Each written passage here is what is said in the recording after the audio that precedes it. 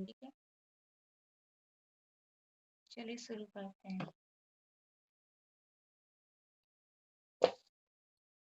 कल हमने सीखे थे ए, आई, ए और ई, आई और ओ के रूल्स। ठीक है, आज हम सीखेंगे यू के रूल्स और कुछ ऐसी वर्ड मीनिंग जो हमें नहीं याद होती। ठीक है, तो सारी चीजें हम सीखेंगे आज।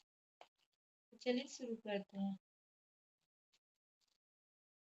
यू को आ कब पढ़ते हैं, ऊ कब पढ़ते हैं, ये सारे रूल्स मैं आज आपको सिखाऊंगी, और जितने भी होते हैं सारे रूल्स।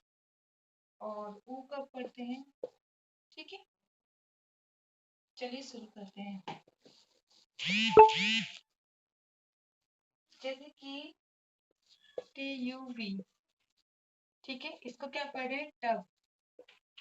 क्योंकि देखिए टी को हम ट पढ़ते हैं, यू अगर कहीं पर भी बीच में होता है तो इसको अ पढ़ा जाता है। ठीक है, जैसे कि आप देख रहे हैं यू को हम अ पढ़ रहे हैं, लेकिन ये जो आ होता है ये हमें लिखना नहीं होता। जब हम टब बोलते हैं तो आ खुद ही आपके मुंह से निकल जाता है। ठीक है, बी को ब पढ़ रहे हैं यानी कि ट ब। ठीक है, तो टब पढ़ना है, यहाँ पर आपने देखा। तो इसी तरीके से आपको पढ़ना होता है, कहीं पर भी अगर यू बीच में आएगा। और लिखवा देती हूँ, जैसे कि बी यू एस, बस। यहाँ पर देखिए बी को ब पढ़ रहे हैं, ठीक है, और एस को स पढ़ रहे हैं। ठीक है, तो ब स, और यू को हम नहीं पढ़ रहे, यू को क्या पढ़ रहे हैं, तरीके से अ पढ़ रहे हैं। तो ये चीज याद रखिएगा, ब स। ओके, तो कहीं पर भी अगर यू बीच में आता है तो यू को हम नहीं पढ़ते हैं। मैं और लिखवा देती हूँ, जैसे कि एफ यू एन, फन हो गया, आर यू एन, रन हो गया, एन यू एन, नट हो गया, और आर यू टी, रट हो गया। और आपका जैसे कि जे यू एन टी, जंप हो गया, इधर लिख देते हैं जे यू एन पी यानी कि जंप। यहाँ पर आप देख रहे हैं इनको अ पढ़ा जा रहा है, यू को। कहीं पर भी अगर यू बीच में होगा तो यू को आपको आ पढ़ना है। एक बार देख लीजिए, फिर मैं आगे का बता देती हूँ।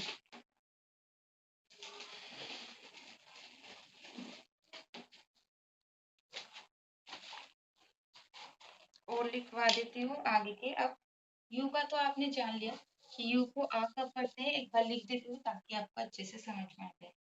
जब दो शब्दों के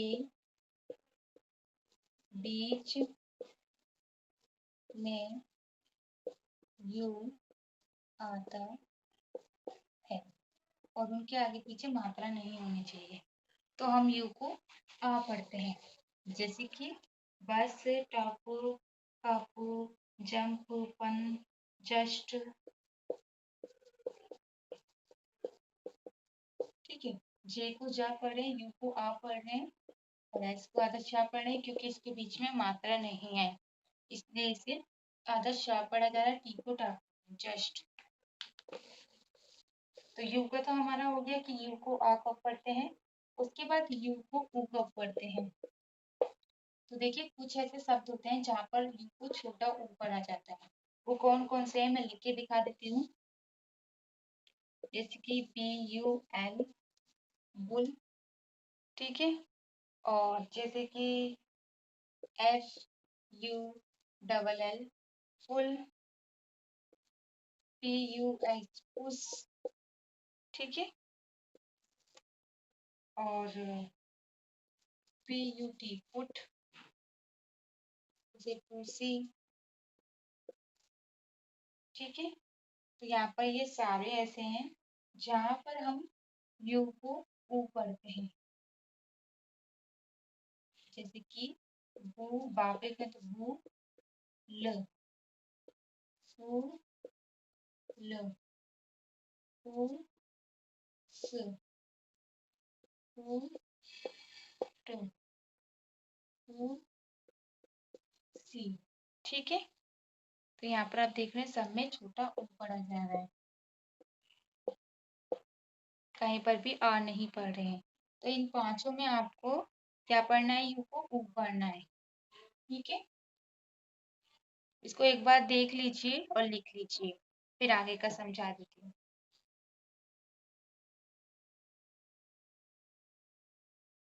तो आप लोगों ने लिख लिया होगा।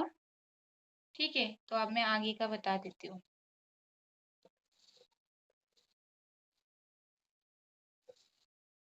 ये हमने जान लिया कि आ कब पढ़ते हैं, ऊ कब पढ़ते हैं। ठीक है, अब आगे का जान लेते हैं। यू कब पढ़ते हैं, जैसे कि यू के बाद एक बार छोड़ के ई होता है, तो यू को यू पढ़ते हैं। ठीक है, जैसे क यू हु, क्यू, इसको क्या पढ़ेंगे, क्यू। टी यू बी, इसको क्या पढ़ते हैं हम, ट्यूब। टू यू बू, इसको यू पूरा लिखेंगे, इसको आपको ऊ की मात्रा नहीं लगानी है, आपको पूरा यू लिखना है। टू क्यू, इस तरीके से। ठीक है, तो अगर एक बार छोड़ के ई होता है तो यू को यू पढ़ा जाता है। और भी है, जैसे मैं लिख के दिखा देती हूँ, जैसे कि टू टू। ठीक है, और जैसे कि Q two, Q Q two गया। और जैसे कि म्यूट,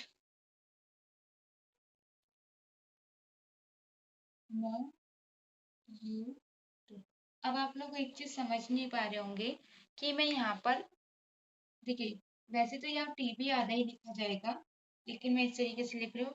सी को आधा क क्यों लिख रही हूँ, क्योंकि देखिए यू जो है वो मात्रा नहीं है, यू मात्रा नहीं है, क्योंकि इसको यू पढ़ा जा रहा है। ठीक है, तो इसलिए का को आधा का पढ़े, क्योंकि सी को आधा का इसलिए पढ़े क्योंकि इसके बाद मात्रा नहीं है। ठीक है, तो क यू टू, क्यूट। ऐसे एम को आधा माँ इसलिए पढ़े, इसके बीच में कोई मात्रा नहीं है, क्योंकि अब ये यू मात्रा नहीं रहा, ये यू यू बन गया है। अब ये मात्रा नहीं आ रही है, क्योंकि ये या है ना, तो या मात्रा नहीं होती, इसलिए इसको आधा माँ पढ़ा जा रहा है। ठीक है,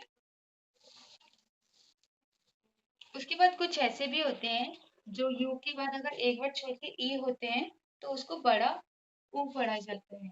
वो कौन कौन से, मैं सारे लिखवा देती हूँ, जैसे कि रूट, डू, ड्यूट, रूट, और ल्यूट,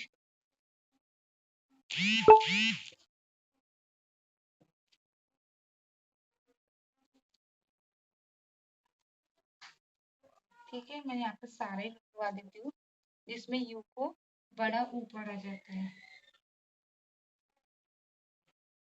आप लोगों को दिख रहा है ना, कुछ यहाँ लिखवा देती हूँ।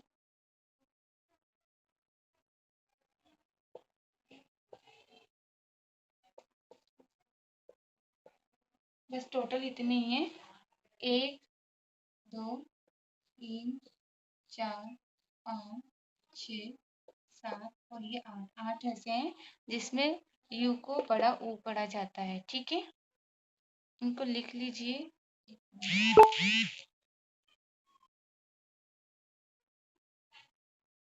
इनको लिख लीजिए, 2 मिनट का टाइम दे रही हूँ मैं। ठीक है, टी को टा और ता कब पढ़ते हैं ये तो मैं आपको बाद में बता दूंगी। तो इसको हम क्या पढ़ रहे हैं, र पढ़ रहे हैं। क्यों, इसको तो राई पढ़ेंगे, लेकिन हम इसको इसके नीचे मात्रा लगाएंगे, त्री। अब आपको ये समझ में नहीं आ रहा होगा कि भाई यहाँ तो मात्रा है आर के बाद, तो हम रा को आधा रा क्यों लिख रहे हैं, हमें तो इसको पूरा लिखना चाहिए। लेकिन देखिए, टी के बाद आ रहे, टी के बीच में कोई मात्रा नहीं है। कभी भी अगर ऐसा होगा जैसे टी आर है, या फिर एस आर, या फिर टी आर हो गया, या फिर एम आर हो गया, या फिर पी आर हो गया, या फिर सी एच आर हो गया, तो हमेशा हम ना पहले वाले को ही लिखेंगे आधा, हमें आर को ही आधा लिखना होगा। जैसे मैंने बताया था टी एस अगर साथ में होता है या फिर टी एन साथ में कुछ भी अगर साथ में होगा तो हमें पहले वाले को आधा लिखना होता है, उसके बाद हम दूसरे वाले को पूरा लिखते हैं। लेकिन अगर उसके दूसरे वाला आर है तो फिर आपको पहले वाले को नहीं, फिर आपको दूसरे वाले को ही आधा लिखना है। आर कहीं पर भी होगा आधा इसी को लिखा जाएगा, फिर चाहे पहले वाले के आगे मात्रा ना हो, लिखा आपको यही जाएगा, यही रूल्स होते हैं। इसलिए हमने रा का आधा लिखा, टी का नहीं लिखा। थ्री यानी कि छोटी की मतलब थ्री, उसके बाद पी को पा पड़ा। अब देखिए पी के बाद फिर से एल आ गया, इसके बीच में भी कोई मात्रा नहीं है तो हम इसको आधा पा पढ़ेंगे। उसके बाद ला को पूरा लिखेंगे क्योंकि इसके बाद तो मात्रा और नहीं भी होती तो लास्ट में नहीं देखती। ट्रिपल, लास्ट वाले को नहीं पढ़ेंगे। ट्रिपल का मतलब वैसे आप इसे पूरा भी लिख सकते हैं लेकिन ज्यादातर इसी तरीके से लिखा जाता है।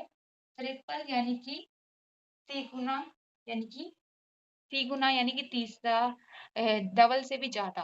ठीक है,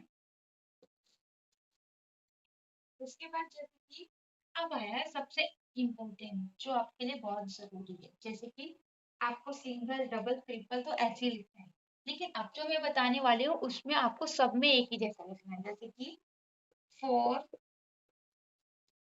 फोर फोल्ड। अब इस फोल्ड का मतलब क्या, फोर का मतलब तो चार होता है, ठीक है सिंपल है। लेकिन फोल्ड का मतलब क्या है, फोल्ड का मतलब होता है चौगुना, इसका मतलब होता है गुना। क्या होता है इसका मतलब, गुना। अगर आपको बोलना है चार गुना, मैंने बोला ना ट्रिपल यानी कि तीन गुना, हम उसको तीन गुना ही बोलते हैं, ठीक है। लेकिन अब आपको बोलना है चार गुना, पांच गुना, छह गुना, सात गुना, आठ गुना, नौ गुना, 10 गुना, 11, 12, 13, 14, जो भी आगे बोलेंगे तो उसमें कैसे लिखेंगे। जैसे आपको बोला है चार गुना तो फोर लिख देना है, फोल्ड लिख देना है। फोल्ड का मतलब होता है गुना, ठीक है। फोर्थ यानी कि सॉरी, फोर्थ का मतलब होता है गुना, तो चार गुना। अगर आप फोर फोल्ड लिखते हैं, फोर्थ लिखते हैं तो चार गुना हो जाएगा। और अगर आप यहाँ पर चार की जगह फाइव लिख देते हैं तो ये पांच गुना हो जाएगा, ठीक है। और अगर आप फाइव की जगह सिक्स लिख देते हैं तो ये हो जाएगा छह गुना। बस आपको ये याद रखना है, आगे तो आप लिख ही लेंगे। सिक्स गुना यानी कि सिक्स फोर्थ यानी कि छह गुना। अगर आप सिक्स को हटा के सेवन लिख देते हैं, लेकिन आपको यहाँ पर सिक्स के बाद सेवन, सिक्स के बाद सेवन लिखेंगे तो यहाँ पर ये क्या हो जाएगा, सात गुना। क्या हो जाएगा, सात गुना। अगर एट लिखते हैं तो आठ गुना, नौ लिखते हैं तो नौ गुना, 10 लिखते हैं तो 10 गुना, ऐसे। अब एट तो वही है, मैंने आपको ये बताया होगा लेकिन फिर से बता देती हूँ। आई जी, अब एट में देखिए इसको ए पढ़ा है, ए आई को ए पढ़ा, टी को टा पढ़ा, अब हमने इसको पढ़ा एट। कहीं पर भी अगर आई जी एच तीनों साथ में होते हैं तो जी एच को नहीं पढ़ते हैं, ठीक है। इसलिए हमने इन दोनों को ए पढ़ा और इसको ट पढ़ा, लेकिन जी एच को कुछ नहीं पढ़ा। तो एट, एट फोर्थ का मतलब है आठ गुना। तो कहीं पर भी अगर आपको गुना लिखना है, जैसे कि एक गुना, दो गुना, चार गुना, पांच गुना, एक और दो और तीन के लिए तो आपको वही लिखना है सिंगल डबल और ट्रिपल। लेकिन उसके बाद जो चार से है ना, चार गुना, पांच गुना, वो आपको वही लिखना है four fourth, six four, seven four, जो भी है इस तरीके से आपको लिखना होगा। बहुत ही सिंपल है अगर आप याद कर लेते हैं तो इसको याद रखिएगा। उस वैसे 10 गुना तक ही होता है, उसके ज्यादा नहीं होता, 11 गुना, 12 गुना ये नहीं होता, सिर्फ 10 गुना तक ही होता है, ठीक है। उसके बाद होता है जैसे कि एक बटे दो, इसको कैसे लिखते हैं, यानी कि इसका मतलब होता है हाफ, यानी कि आधा। अब इसको हमें इंग्लिश में कैसे लिखना है, HALF, हाफ। हाफ का मतलब होता है आधा, एक बट्टे दो का मतलब है एक का आधा हिस्सा, यानी कि एक को हमने दो हिस्से कर दिए, यानी कि एक बट्टे दो। एक रोटी में से आधी आधी रोटी कर दी यानी कि दो हिस्से कर दिए, इसको हाफ बोला जाता है, ठीक है। तो इसका मतलब हो गया हाफ। तो हाफ का मतलब क्या होता है, आधा। वैसे तो आपको पता ही है लेकिन मैं बता रही हूँ क्योंकि मैं चाहती हूँ आपको हर चीज में अच्छा बनाना। तो एच को हमने ह पढ़ा, ए एल को हमने अल पढ़ा, एफ को हमने फ पढ़ा, ठीक है। उसके बाद क्या होता है, जैसे कि 3/4, इसका मतलब क्या होता है, 3/4। 3/4 का मतलब होगा, ठीक है, एक मिनट,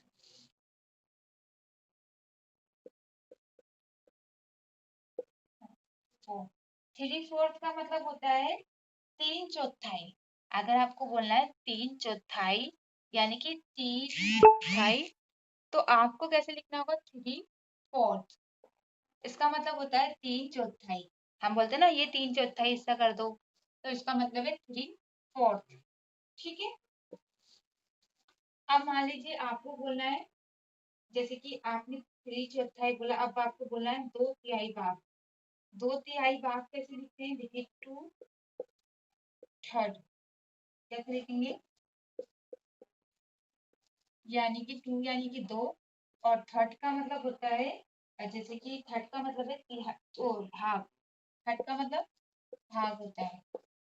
ठीक है। अगर आप बोल रहे हैं 2/3 यानी कि भाग, 2 भाग, इस तरीके से बोला जाता है कुछ।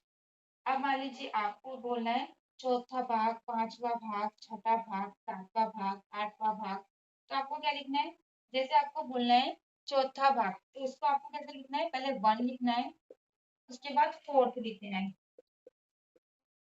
अब ये 1/4 का मतलब क्या है, यहाँ पर तो मुझे 4th और 1 लिखना चाहिए था, जैसे हमारा दिमाग चलता है उस हिसाब से, तो हमें ऐसे लिखना चाहिए था, पहले 4 लिखते, 4th लिखते, फिर 1। नहीं, हमने क्या बोला है, हमने बोला है चौथा भाग, चौथा भाग। तो देखिए, क्योंकि हम एक, जैसे मान लीजिए एक रोटी है, अब हमें एक रोटी में से 4 हिस्से करने हैं, यानी कि चौथा भाग, तो हम ऐसे करेंगे ना। लेकिन मैन क्या है, मैन है एक रोटी। जब तक आपके पास 1 नहीं होगा तो आप उसके 4 हिस्से कैसे करेंगे, इसीलिए पहले 1 लिखा जाएगा, फिर 4th लिखा जाएगा, यानी कि चौथा भाग। ठीक है, समझ में आया।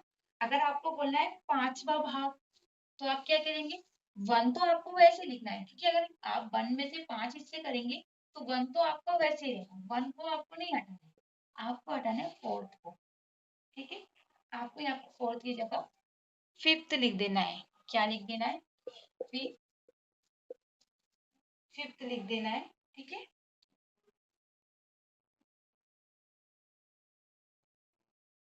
तो यहाँ पर देखिए, यहाँ पर हमारा हो गया 5th। तो देखिए यहाँ पर आप क्या करते हैं, मैं आपको एक चीज समझाने के लिए लिख रही हूँ। जैसे कि हमें 5th लिखना होता है, तो हम इस तरीके से लिख देते हैं, ये गलत होता है। आपको ऐसे नहीं लिखना, आपको कैसे लिखना है, 5th। ठीक है। इसका मतलब होता है 1/5, यानी कि पांचवा।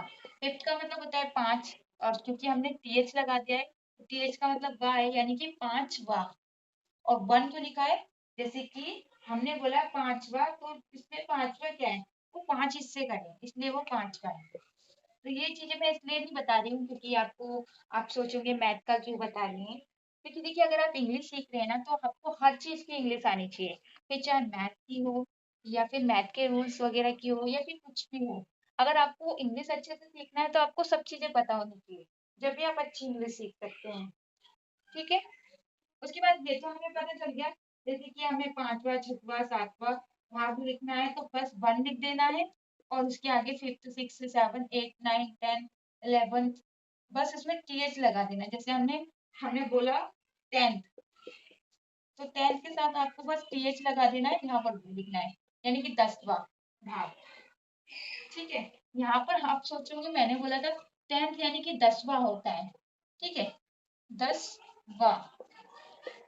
लेकिन हम क्या बोल रहे हैं, भाग, हम इसके साथ भाग भी बोल रहे हैं, तो 10वां भाग, 10वां भाग वैसे तो इधर आएगा, लेकिन रूल्स तो यही है कि पहले 1 होगा जब भी 10th होगा, तो 10वां भाग पूरा बोलने के लिए आपको 1 लिखना होता है, उसके बाद 10th लिखना होता है। लेकिन अगर आपको खाली ये बताना है, खाली आपको ये बताना है कि 10वां, तो आप खाली 10th लिखेंगे। लेकिन अगर आपको ये भी बताना 10वां भाग तो आपको 1 भी लिखना होता है, ठीक है। उसके बाद कुछ और भी होते हैं रूल्स जो मैं लिखवा देती हूँ, जैसे कि सेकंड हो गया, आवर हो गया, ठीक है, और वीक हो गया। ये भी हमें याद होना चाहिए, बहुत जरूरी होता है। सेंचुरी हो गया, टू नाइट हो गया, टोमेरो हो गया, ये सारे मैं अभी आपको बताऊंगी, क्योंकि ये पता हो गया ना फिर आपकी इंग्लिश बहुत अच्छी होगी। जैसे कि सेकंड का मतलब सेकंड ही होता है, उसमें कुछ अलग नहीं है, आपको सेकंड ही लिखना होता है। हिंदी और इंग्लिश एक ही है इसकी। उसके बाद आवर, आवर का मतलब होता है घंटा, यानी कि घंटा, ठीक है। वीक यानी कि सप्ताह, वीक का मतलब क्या होता है, सप्ताह, यानी कि 7 दिन, एक तरीके से सिंपल तरीका समझे, सप्ताह, ठीक है। उसके बाद जैसे कि वीक के बाद क्या आ जाता है, सेंचुरी, वैसे मंथ भी होता है, लेकिन मैं आपको वो बता रही हूँ जो आपको याद नहीं होते हैं। मंथ तो सबको पता होता है। सेंचुरी का मतलब क्या होता है, इसका मतलब होता है जैसे कि शताब्दी। क्या मतलब होता है, शताब्दी।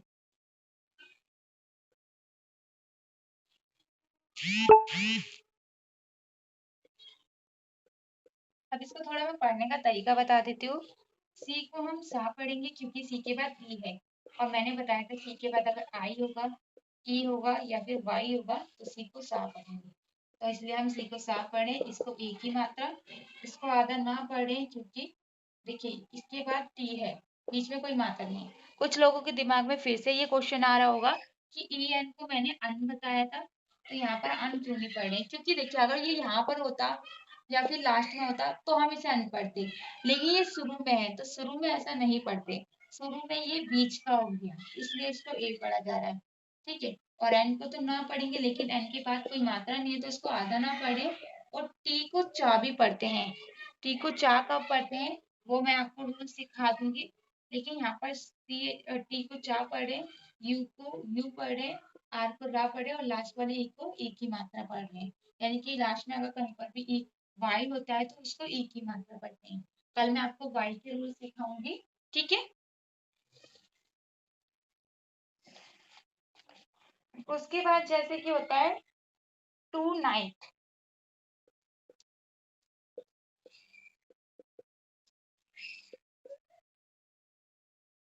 टू नाइट का मतलब क्या होता है, आज रात,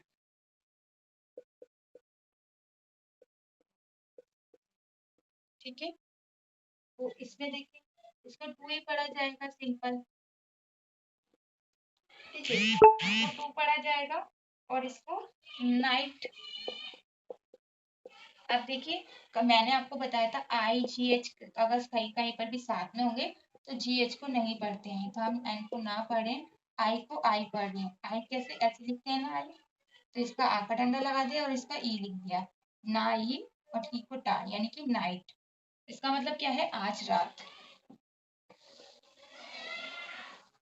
उसके बाद जैसे कि टू मारो, टू मारो यानी कि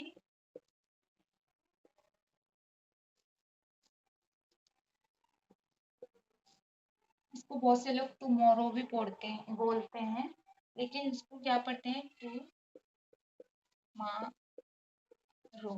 टुमारो, ठीक है।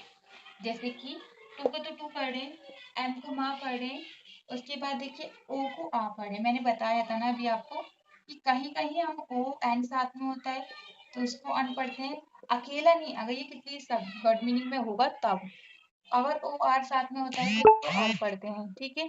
जैसे कि ओ आर साथ में है तो इसको हम आर पढ़ रहे हैं, तो एम को माँ पढ़ा और इसको हम आ पढ़ रहे हैं तो यहाँ पर आ का डंडा लगा दिया, ठीक है। और डबल आर को रा पढ़ते हैं, मैंने बताया था अगर डबल आर होगा तो आपको उसको रा ही लिखना है, दो दो बार रा नहीं लिखना है, क्योंकि इसके बाद ओ आ रहा है, ओ डब्ल्यू को ओ की मात्रा पढ़ते हैं, तो ओ की मात्रा यानी कि रो, टू मा रो, तो इसका मतलब क्या होता है, कल, क्या होता है इसका मतलब, कल। अब ये जो कल है ये दूसरा कल है, इसका मतलब है कल आने वाला, जो कल आएगा उस वाले कल की बात हो रही है। कल आने वाला, जो कल आने वाला है ना, मैंने बोला कल मैं आपको पढ़ाऊंगी, तो जो कल आने वाला है उसकी बात हो रही है। ठीक है, देख लीजिए एक बार।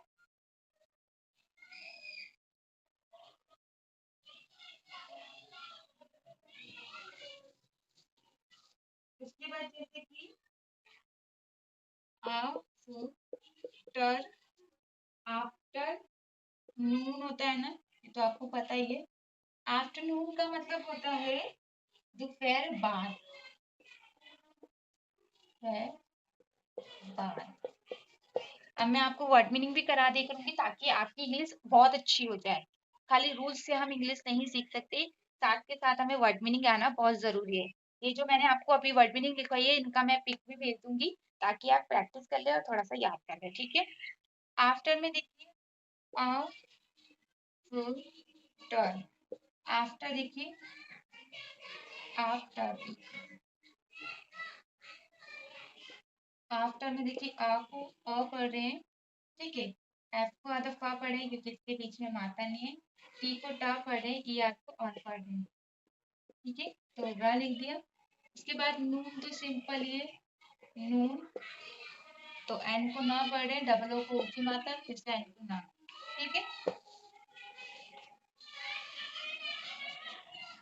उसके बाद देखिए आफ्टरनून हो गया, मिनट होता है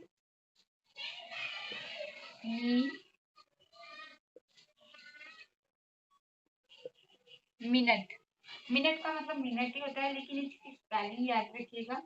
इसको लिखा भी मिनट ही जाता है और पढ़ा भी मिनट ही जाता है। जैसे कि एम को माँ पढ़े, आई को ई पढ़े, अगर कहीं पर भी आई है तो आप आगे से ही ई की मात्रा लगाए, पीछे से ना लगाए। एन को ना पढ़े, यू का मैंने बताया था कि यू अगर दो शब्दों के बीच में होता है तो यू को आ पढ़ते हैं, तो यहाँ पर यू को आ पढ़ा जा रहा है। एन को क्या पढ़ रहे हैं, एन को हमने ना लिख दिया है, टी को टा लिखा, मिनट लास्ट वाले ए को नहीं पढ़ रहे हैं। ठीक है, समझ में आ रहा है? एक एक चीज को अच्छे से समझा रही हूँ ताकि आपको बहुत अच्छे से समझ में आ सके। ठीक है,